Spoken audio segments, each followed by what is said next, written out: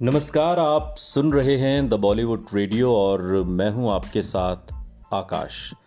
किस्सा राजेश खन्ना का है और बात हो रही है 1970 के दशक की। साल 1970 खत्म होते होते इंडस्ट्री में राजेश खन्ना का कद और भी बढ़ गया था।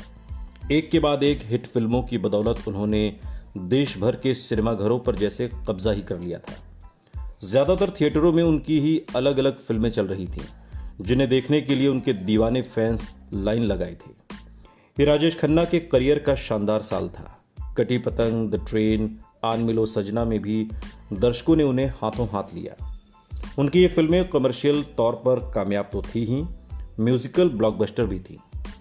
कटी पतंग के साथ तो राजेश खन्ना, किशोर कुमार और आर.डी. बर्मन की बेमिसाल तिकड़ी पूरी फॉर्म में आ गई। फिल्म कटी पतंग में भी कहानी आशा पारेख के इर्द गिर्द ही घूमती थी, लेकिन राजेश खन्ना का जादू इस महिला प्रधान फिल्म में भी सिर चढ़कर बोला। दर्शकों के ऊपर उनका सम्मोहन जैसे हर गुजरते दिन के साथ और बढ़ता जा रहा था। इसी दौर में उन्होंने निर्देशक ऋषिकेश मुखर्जी की एक फिल्म साइन की जिसका नाम था आनंद। ऋषिकेश मुखर्जी ने उस जमाने के मशहूर एक्टर्स से आनंद के लीड रोल की बात की थी, लेकिन अंत में फैसला राजेश खन्ना के पक्ष में हुआ।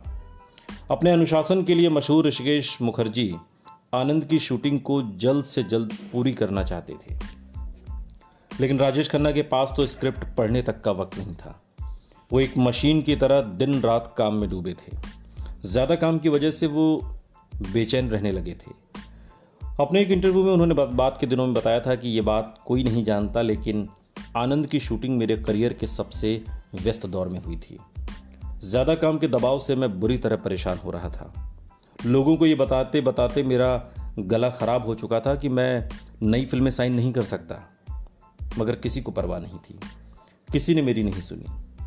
अब मेरे पास किलो के हिसाब से फिल्में तो थीं, मगर डेट्स नहीं थी। मुझ पर ज्यादा काम लेने, अव्यवस्थित और लालची होने तक के आरोप लगे। मैं ऐसा नहीं था। मेरी परेशानी ये थी कि मुझे ना कहना नहीं आता था। जितने ज़्यादा फैंस के खत मुझे मिलते थे, मैं और ज़्यादा कंफ्यूज हो जाता था। ये अजीब बात है, लेकिन एक एक्टर का असली संघर्ष उसकी कामयाबी के बाद शुरू होता है, क्योंकि उससे अपेक्षाएं बहुत ज़्यादा बढ़ जाती हैं।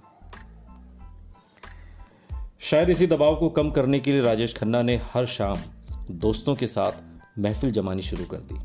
शराब की चुस्कियों के साथ दोस्तों से दिल की बातें दिन भर की थकान के बाद उन्हें अजीब सा आराम देती थीं।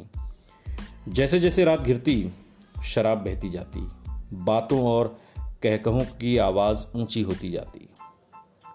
ये माहौल राजेश खन्ना को उनके थिएटर के दिनों की याद दिलाता था, जब सिगरेट के धुएं भरी शामों के बीच ऐसी महफिलों में नए आइडिया और कहानियों पर चर्चा होती थी। वो दोबारा वैसी ही महफिल जमाना चाहते थे, इसलिए फिल्म इंडस्ट्री की जानी मानी हस्तियों को बुलाया जाता, शानदार खाना होता, शराब परोसी जाती। ये महफिलें उनकी आउटडोर शूटिंग के दौरान भी जारी रहती थी। वो बेहद उदार और बड़े दिलवाले मेज़बान के रूप में मशहूर थे। वरिष्ठ फिल्म पत्रकार भारती एस प्रधान बताती हैं कि उनके मेहमान होने का मतलब था कि आपको जो मिलेगा वो बेहतरीन होगा।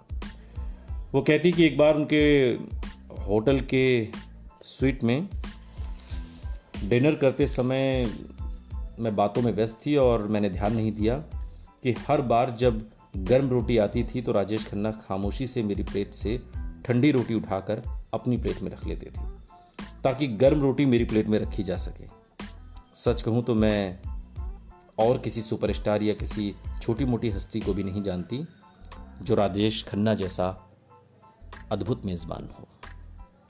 सुनते रहिए द बॉलीवुड रेडियो, सुनता है सारा इंडिया।